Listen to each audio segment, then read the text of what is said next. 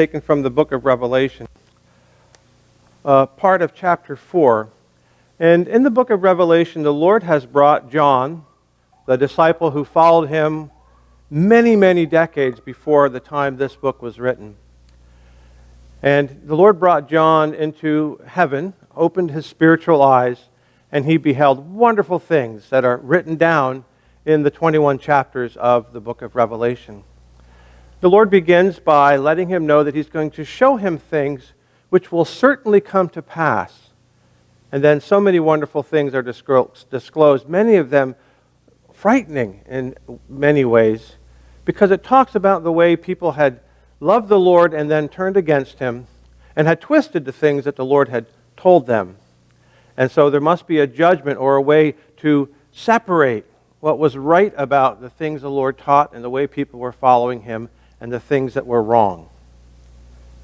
So after the Lord tells John to write things to 7 churches that are in Asia, what is now Turkey, to write to these 7 churches and give them all some instructions about how they have been, what they're doing wrong, how they need to turn against what they've done wrong and follow him again. And then in chapter 4 now, which we'll read from, a vision is seen. John sees the Lord. After these things I looked, and behold, a door standing open in heaven. And a first voice which I heard was like the voice of a trumpet speaking to me, saying, "Come up hither, and I will show you things which must certainly take place." Immediately I was in the Spirit, and behold, a throne was set in heaven, and one sat upon the throne. And he who sat upon the throne was like jasper and sardis in appearance. And there was a rainbow around the throne in appearance like that of an emerald. Around the throne there were 24 thrones, upon which sat 24 elders. And the 24 elders fell down before him who sits upon the throne and worships him and who lives forever. And they cast their crowns before the throne, saying, "You are worthy, O Lord, to receive glory and honor and power, for you created all things, and by your will they exist and were created." Amen. So up on the chancel here, I have a picture from a book, an image of the Lord with an emerald or a green rainbow over and around his head. And then in this image, you can see 4 creatures that are talked about. I didn't read about that in the lesson this morning, but 4 creatures that could fly, and they had eyes everywhere.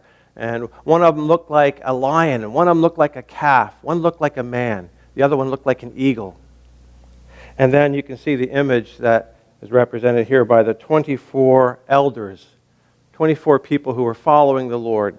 And of course, all these things that John saw had a spiritual meaning. They meant something about the time of the church then and the time of the church that would come when the Lord made his second coming.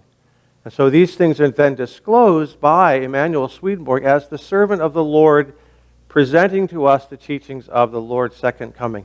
And the second coming comes with an understanding, a deep understanding of what all these things in the book of Revelation, and indeed throughout the whole Word, what all these things spiritually mean, not just as a part of history, but also how they apply to our own hearts.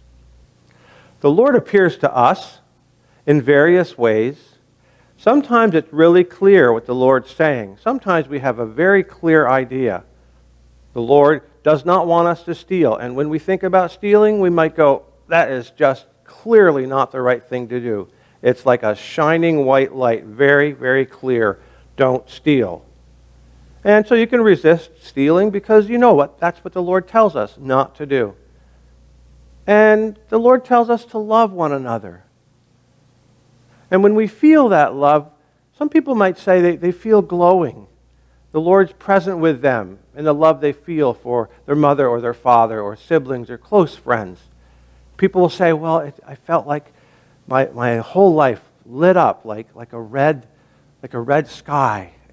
during the day, or a beautiful sunrise or sunset. Or some people will describe their various feelings in various colors.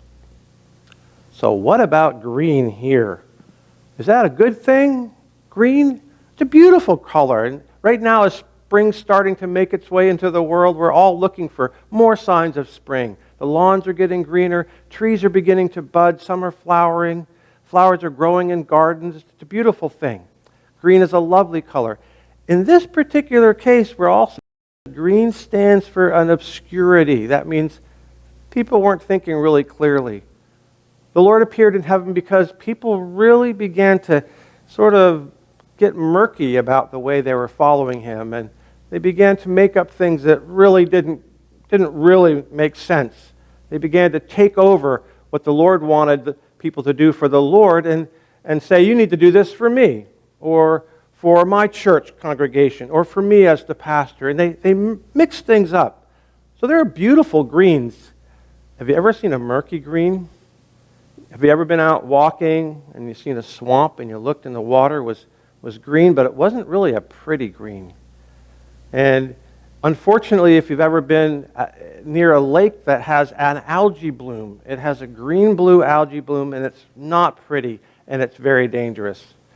So the green that's in this is the Lord saying to people, you know, you really need to think more clearly. Don't muck things up.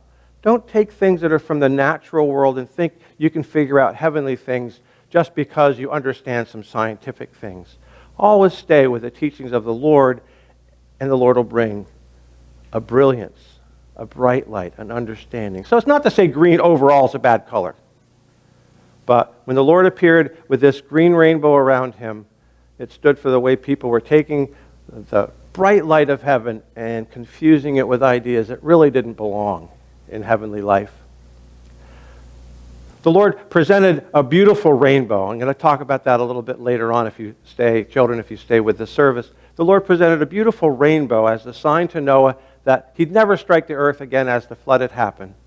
And we also see beautiful rainbows all the time. There was a beautiful rainbow several years ago that stretched right across the Olivet Church and School. I got one of the students that's got a picture of it. Beautiful rainbows. And you can see them everywhere. I have another picture that I'll show to you of a beautiful rainbow. The Lord wants us to think clearly about his word and do what he asks. Amen.